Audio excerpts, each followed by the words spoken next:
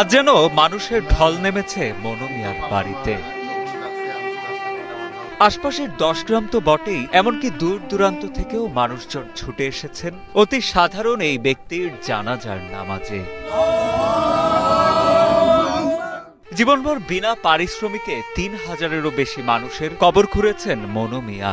সবার ভালোবাসায় সিক্ত হয়ে আজ তিনি নিজেই শায়িত হলেন কবরে। উনি কখনোই কবর করে কারো কাছ থেকে টাকা নেন নাই বা হাদিয়া নেন নাই। ইভেন ওই মৃত ব্যক্তির বাড়িতে উনি খাওয়া দাওয়াও কখনো করেন না। তার মাঝে যে চাওয়া ছিল এটাই যে উনি যেন সুস্থতার সাথেই আসলে আল্লাহটাকে ফিরতে পারেন। তো আমার মনে হয় আল্লাহ ওনাকে কবুল করে নিচ্ছেন। কিশোরগঞ্জের ইটনা উপজেলার জয়সিদ্ধি আলগাপাড়া গ্রামের সত্তর্ধ মনু মিয়া, যার কাজই ছিল বিনা পারিশ্রমিকে মানুষের কবর খোঁড়া। 73 বছরের জীবনে মোট 3057 জনের কবর খোঁড়েন তিনি। স্বজনেরা জানান, কবর খোঁড়ার কাজে ব্যস্ত থেকে নিজের শরীরের প্রতি খেয়াল রাখতে পারেননি নিঃসন্তান মনু মিয়া। ফলে শরীরে বাসা বাঁধে ডায়াবেটিস ও ক্যান্সার সহ বিভিন্ন জটিল রোগ।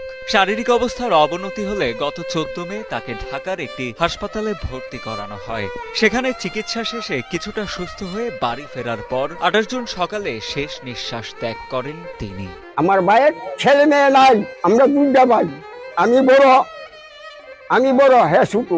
ছেলে কোন জীবনে আমি কামের কথা বুঝি না, কাম করছে না। এসের কাম আমি করে দিছি, সব কাম আমি করে দিছি। একটি না একটা কামের ফরমাইশও দিছি না আমার ভাইয়ে। আমার এমন আদরের ভাই আছিল। বয়সের ভারে নিজে নুয়ে পড়লেও অসুস্থ স্বামীর সেবা যত্নে কোনো কমতি রাখেননি মনু মিয়ার স্ত্রী রহিমা বেগম। অন্তিম মুহূর্তে স্বামীকে বাঁচাতে নিজের সর্বোচ্চ চেষ্টাটুকু করেছিলেন তিনি। স্বামীকে হারিয়ে যেন দিশেহারা হয়ে পড়েছেন বৃদ্ধা রহিমা বেগম। একটু হানি খাইবা, তোমার মনে চাইলে দেও, না চাইলে হানি খাওয়াইছি, আমি হেসা করে আইছি। আমার ডাকতেছে, আমার নিজ নাম হচ্ছে রহিমা, আমি তো আমার রোগীটা আমি কি পেয়েছি, আমার বুকটা জ্বলতেছে। আমি রে আর যেন মনে আইছে, নাহলে বুক জ্বলতেছে রে। এই কান্দে কাটে না লইছে, বুকটা মারা দিছি, আমার হাতটা নিছে, আমার বুকটা জ্বলে খাইছে। আমার রকমের দাবি রাখতো না, আপলা তাবলা কত হারে।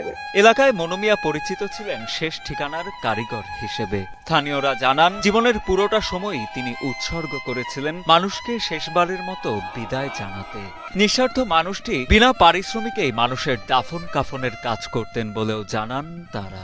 মনু মিয়া তো অনেক 3000-এর মতন গুড় কুচ্ছে, সে এখন মারা গেছে। সের গুড়টা এখন আমরা সবাই মিলিতভাবে আমরা তার গুড়টা যতটুকু সুন্দর করবার ততটুকু আমরা আইডিয়া করতেছি। আজকে তো আমরা গুড় করতেছি, কেমন খারাপ লাগতেছে।